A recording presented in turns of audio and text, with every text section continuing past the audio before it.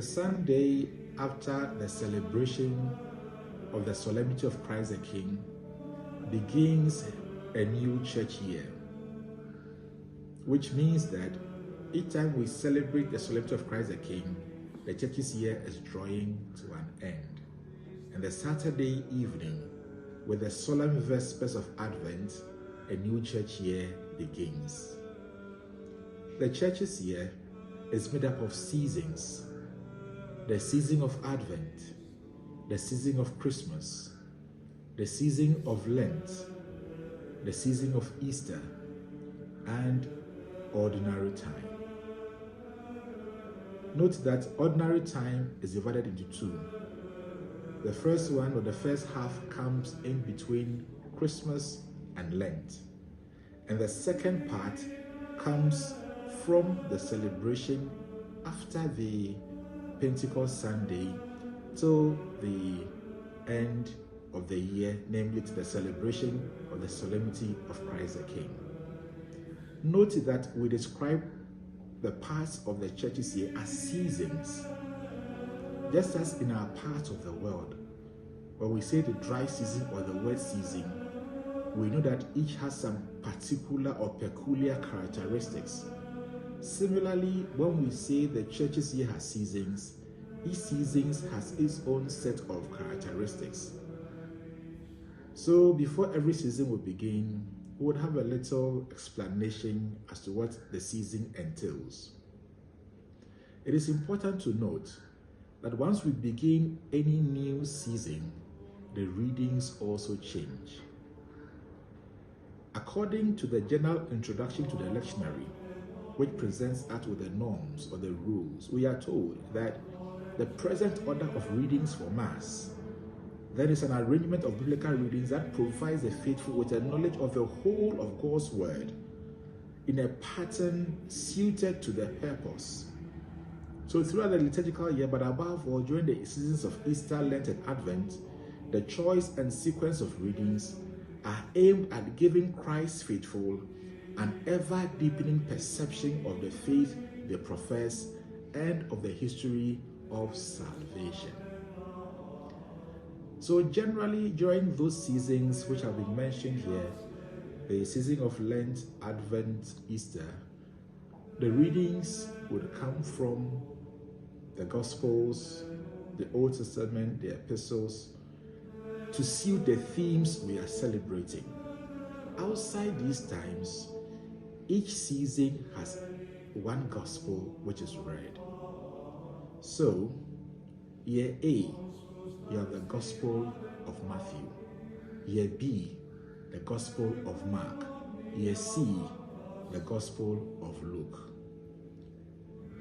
How do you know whether we are in year A, year B, or year C?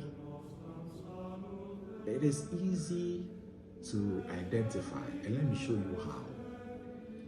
If you take a particular year, like 2023, add up the figures. See the number of times 3 goes into it. The remainder will tell you the year that we are in. So 2023 is 2 plus 0 plus 2 plus 3. That gives us 7. 3 goes into it twice, and then we have a remainder 1. 1 is A. So this year, as you know, was year A, or is year A. If you take 2024, the year we are about to enter, which always starts with the season of Advent, is 2 plus 0 plus 2 plus 4.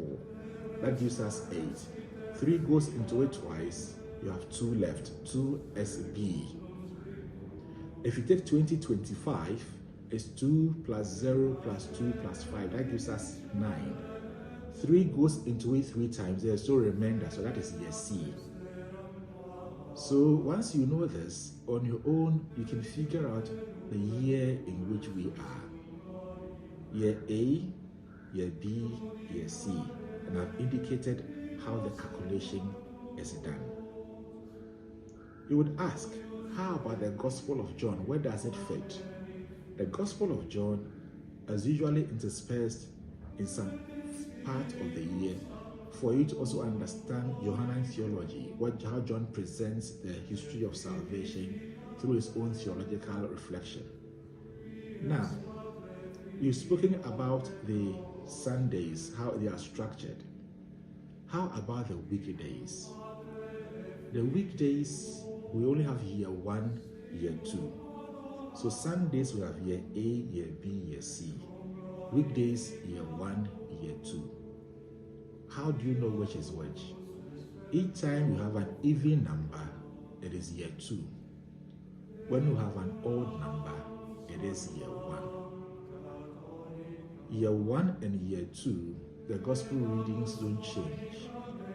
What changes is the first reading. But together, all the readings in the course of the church's year are meant to help us deepen our knowledge of God's word and help us appreciate the mystery of our salvation. That is why during the particular seasons of the year, the readings are chosen to help us deepen our understanding of God's word, not just in isolation, but also in relation to what is being celebrated. So, with this introduction, you can now begin to appreciate the year we are about to begin. Year B, 2024. And that is 2 plus 0 plus 2 plus 4, giving you 8. 3 goes into 8 twice. You have a remainder, which is 2, and that is B. And then when it comes to the weekday, if you pick your missile and you're wondering, where are we now? Just know that 2024 is an even number, so year 2. But all of these, you will start from the season of Advent. And that means that before you get into 2024, the year would begin. But the calculation will be done with 2024. So that is a liturgical year. And I want to encourage you, when you want to practice what we have gone through, just so that you will master the art of identifying which year that we are about to enter.